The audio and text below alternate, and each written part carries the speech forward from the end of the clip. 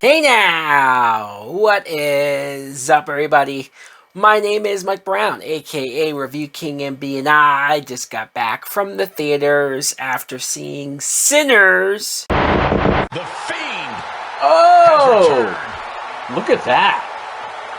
returned, and no That looks one freaky. is safe.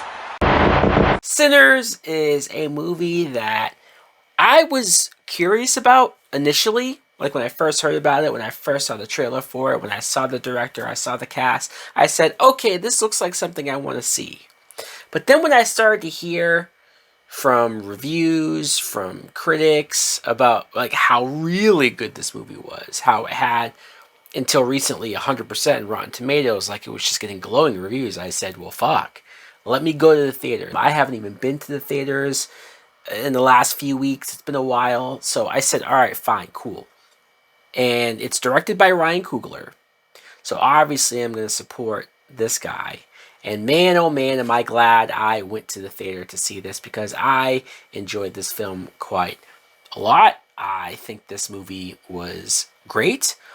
And the only, not even bad review, but the only thing that I read from somebody that saw this film is that they thought it started slow but picked up by the end.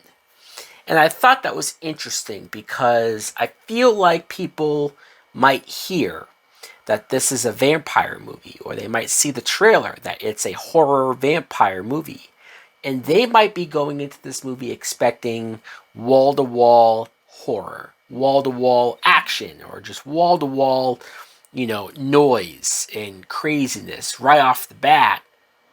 That if you aren't going to enjoy character development, world building, atmosphere building before you get to the vampires and before you get to the horror, then maybe you will feel that way. But I, for one, appreciate that this movie took its time for us to get to know these characters and this cast, so that not only do we have a good sense of who they are and also get to see the great performances from the actors, but then when shit hits the fan, when bad shit goes down, we actually give a fuck about these people.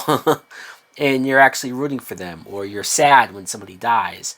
So I probably can't say enough glowing things about it. I'm not going to get too much into the details of the plot because I don't want to spoil anything. I tried to stay away from details, at least on my own. What I knew was very limited, and I want to keep it that way for everybody. But I will say, Ryan Coogler, great job directing, as far as pacing this movie out, as far as putting, like I say, the care and details into the characters. And it's great to see a filmmaker like himself. I mean, obviously we all love his work from the Black Panther films, but even his non-Marvel movies, I think like this is going to take him in a direction where I think people are going to want more, whether it's horror, thriller, or just anything. I saw somebody on Twitter say, let's have Ryan Coogler direct Blade, and I could not agree more. Yes. Not to say that because he did this one vampire movie, he has to do all vampire movies going forward, but the way he did this, why is it so hard, first of all, to get a Blade movie made? But less about that. I think Ryan Coogler did a great job here. I think the cast, even though Michael B. Jordan is sort of the poster child, he is the face of this movie, and he is one of the most well-known actors in this movie. The main character is kind of more this kid Sammy, who's played by Miles Canton, who I'd never seen him before, but I thought he was really good, especially he had this deep voice, but he was supposed to be like this young character that could play the guitar. He was all about music. His father was a preacher, and he's cousins with Michael B. Jordan's characters. And I say characters plural because Michael B. Jordan is playing two brothers. And at first, I saw this, and of course, you're seeing the camera trickery and effects of Michael B. Jordan playing two different parts, interacting with each other, being next to each other, and you're like, okay, did we just do this? This is what I was thinking. Did we just do this to see Michael B. Jordan in more scenes, or to see him do more things, or just to see if we can pull off the trick of having him in the same scene as two different people? Like, it was like, why didn't we cast another actor to just play his brother?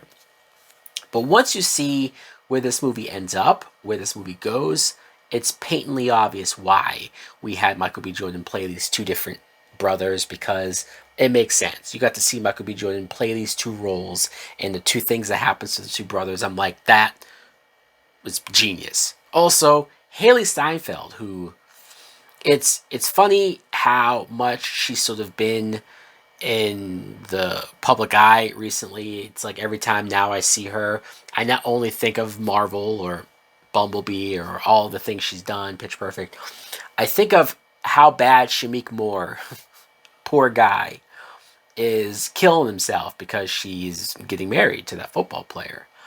But also not just because of that and the awkwardness of the two of them, seeing her chemistry with Michael B. Jordan, seeing how well these two flow together in the movie and even on red carpets, like those two are very comfortable with each other, and it's like, man, another reason to feel bad for poor Shameik Moore. Enough about that. This cast is pretty goddamn stacked. I mean, you have so many great actors in here.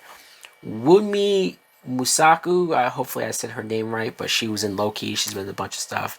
Omar Benson Miller, Jamie Lawson, Delroy Lindo. Like, I'm talking people who are really good actors, even character actors if you don't know them by name. And I haven't even gotten really to the vampires. The vampires, they're not a huge part of like the first half of this movie. But when they show up, they do take over the film. It's like they take the movie and say, no, we're going to be a fucking horror movie now. And they're creepy, they're scary, they're everything that you want from a vampire film. And I think there's a different feel of energy, kind of throwback, but also new wave of style of music and whatnot that Coogler brought to this that really made this movie stand out. This is one of my probably favorite movies of the year. I know it's early in the year, but still, I enjoyed this quite a bit. I'm going to give it a full price. So guys, let me know in the comments below if you too saw Sinners. What did you think of it? Did you like it? Did you love it? Thanks for watching. Like, comment, subscribe. Later.